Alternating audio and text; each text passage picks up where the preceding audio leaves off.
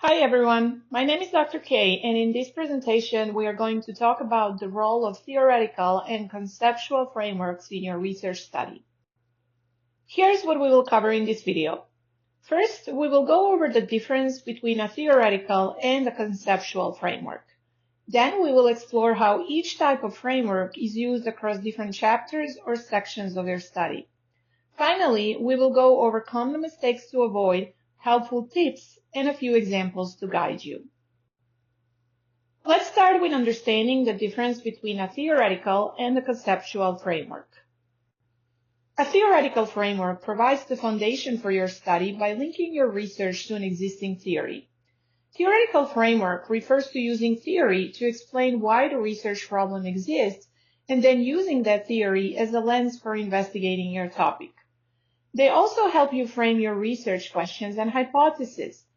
Theoretical frameworks are especially helpful when there is a well-established body of theory related to your topic. If using this type of framework, you can use a single theory or multiple theories. Here are two quick examples.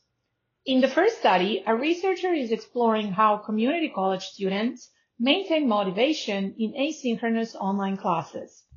They use self-determination theory, which focuses on autonomy, competence, and relatedness. They use this theory to examine how these three elements of the theory and students' psychological needs influence their course satisfaction and persistence. In the second study, a researcher wants to understand how mentoring influences doctoral student persistence. They use expectancy value theory to examine motivation and social capital theory to analyze how social networks support students.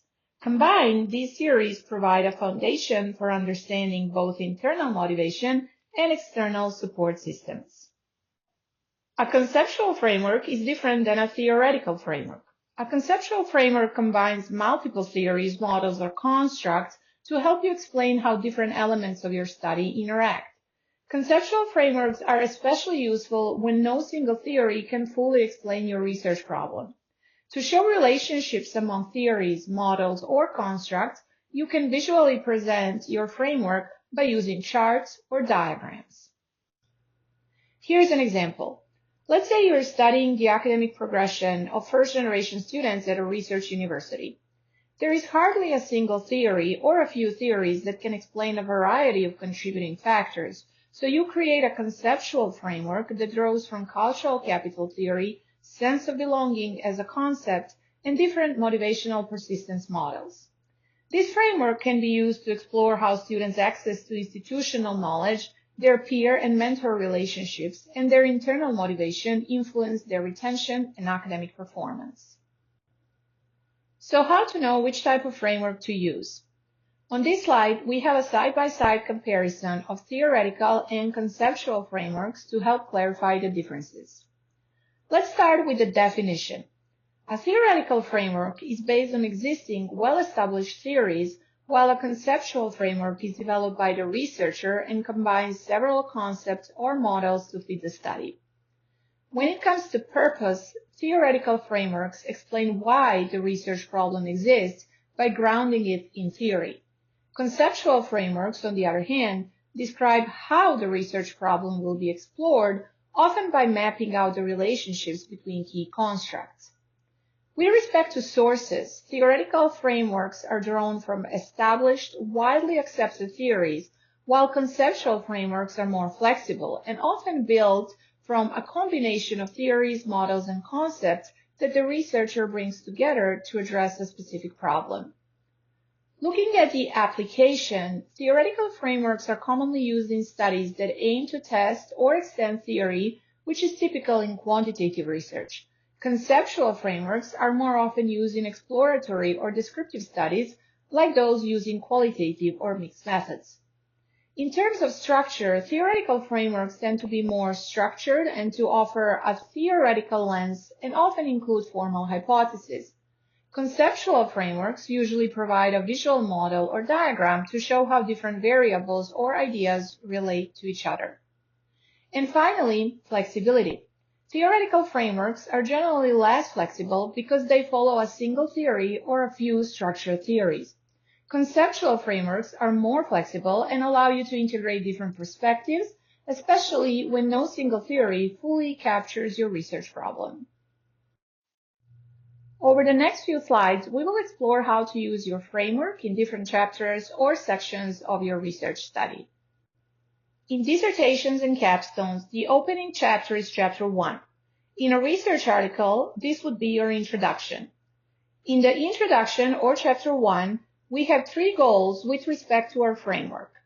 First, we need to identify the theories or constructs to be used. We do so by naming them and citing the original authors or creators. Our second goal is to define and explain all theories, models, and constructs following their original definitions. Our third goal is to explain how and why this framework is the most suitable for our study. With that, we also explain how this framework informs our problem and shapes our research questions and overall investigation. It is important to be very clear and provide a direct connection to your study. In this section, we do not discuss how prior studies have used this framework, as that comes later. Also, if using a conceptual framework, we should include a visual illustration such as diagram. Here we can see 2 examples of using frameworks in research studies. You can pause the video to read both examples. In both cases, you can see how the authors met the 3 goals we discussed: introducing the framework, defining it, and explaining its use in the present study. In Chapter 2, you move beyond introducing your framework and start to analyze it more deeply.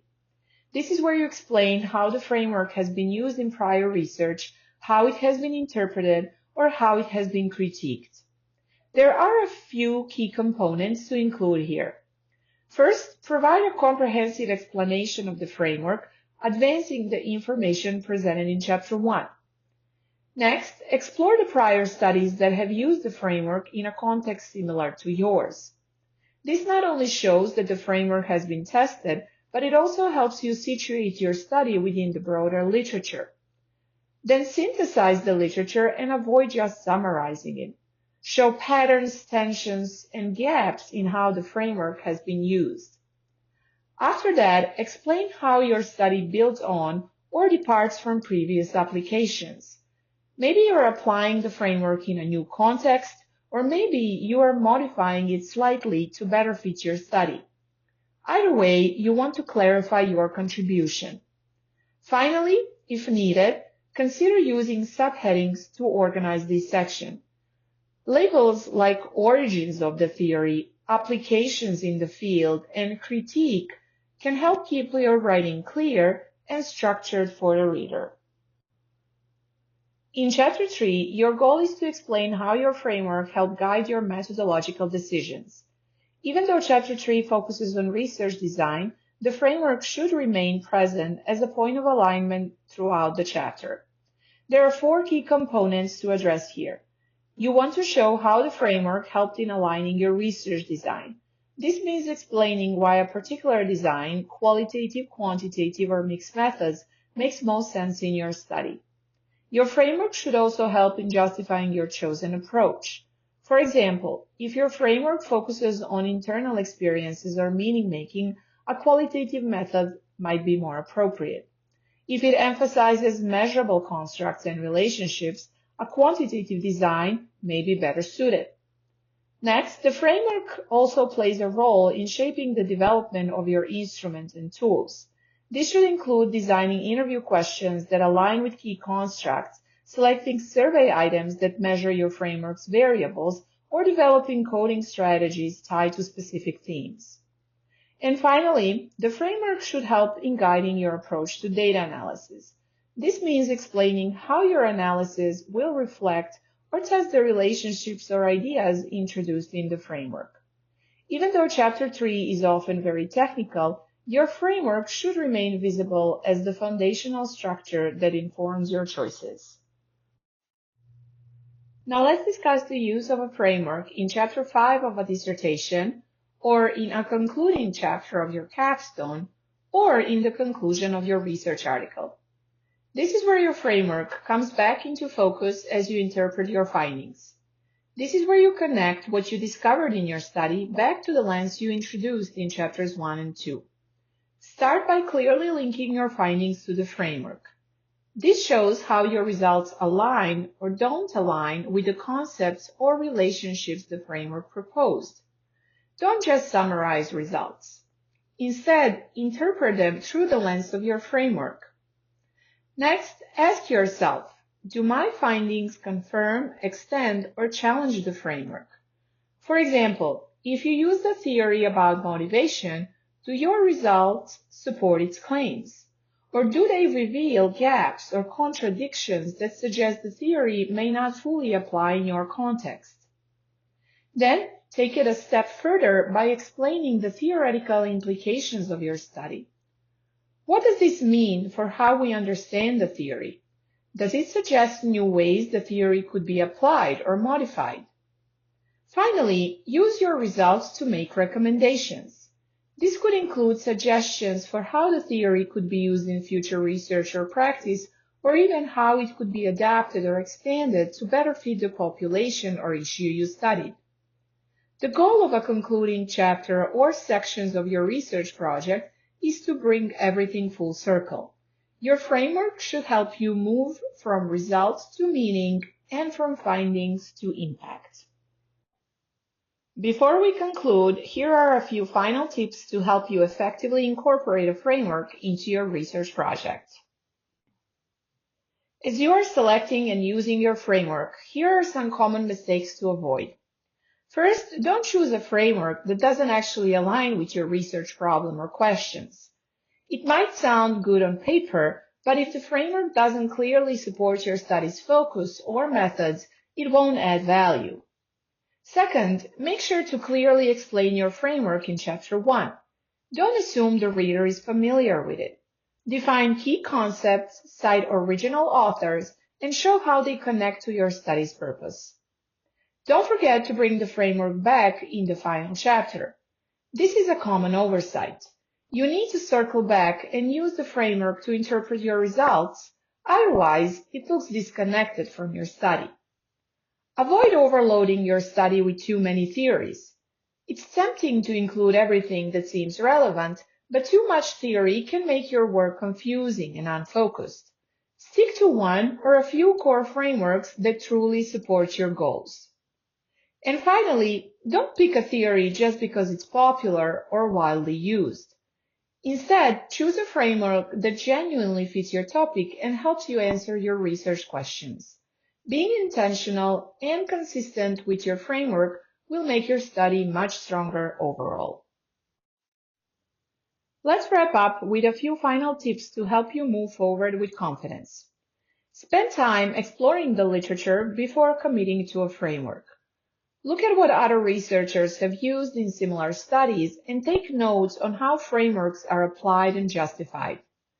Don't be afraid to blend or adopt frameworks, especially when using a conceptual approach.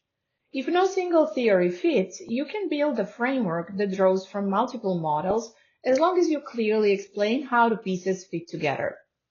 Create a visual representation of your framework. Whether you're using a conceptual model or adopting a theory, a diagram can help both you and your readers understand how your study is structured. Stay consistent across chapters. Introduce your framework early, expand on it in the literature review, explain how it informs your methodology, and return to it when interpreting your findings. And finally, ask for feedback. Share your ideas with your faculty.